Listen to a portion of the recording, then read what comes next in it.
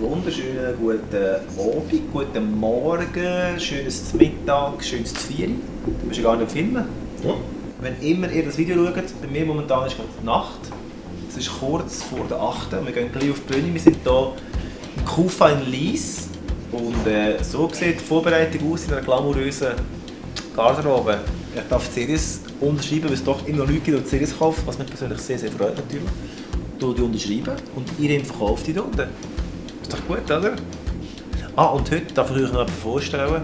Seit dem neuen Jahr haben wir einen neuen Bassist, der Serie ist gegangen, haben wir sie müssen briegen. Neu ist der Marco gekommen und jetzt müssen wir wieder sehr viel lachen. Aber mehr dazu später. Aber du nimmst mit Humor, aber du sagst, das kommt vor. Du bist geduldig und großzügig mit mir, ja du nimmst mich so, wie ich bin. Die ersten zwei Refrains sind dort immer und beim ersten und letzten kommt U dazu. Oh, ein Scheiß.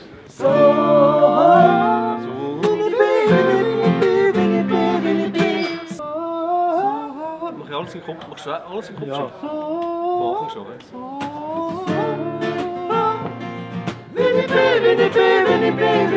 Da ist der Marco! Er ist wieder da! Ich habe vorhin gerade gesagt, dass du seit einem neuen Jahr bei uns bist und wir müssen sehr viel brüllen, weil es sehr weit gegangen ist, aber jetzt haben wir sehr viel zu lachen mit dir. Weil du, Nimmt dir das auf? Ja. Du bist so nett zu mir.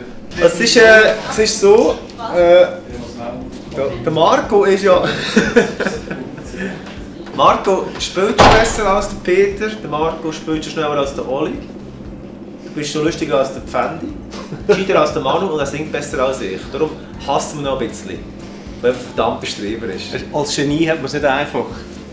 Oh, aber ich habe sehr gerne. Wir sind wirklich mega happy mit dir. Du hast einfach notlos weitergemacht, wo der Sevi aufgehört hat. Und, Hey, also erstmal ist der Sevi einer meiner Lieblingsmusikern und wirklich hat so einen geilen Job gemacht. Ja. Absolut. Ein super Typ. Ich bin aber auch wirklich unglaublich dankbar in dieser Band. Ich finde es so lässig und das klingt jetzt urgeschleimt, aber ich meine es ernst. Ich bin mich echt... Ausser der Pianist, ich weiss seinen Namen nicht. Ja, aber lass doch selber in spielen. Komm mal ans Konzert. Oder du machst ein paar Aufnahmen bald, wie er spielt. Und dann... Wir warten heute auf Solo. Auf Solo. Wieso jetzt das? Ich verstehe es nicht.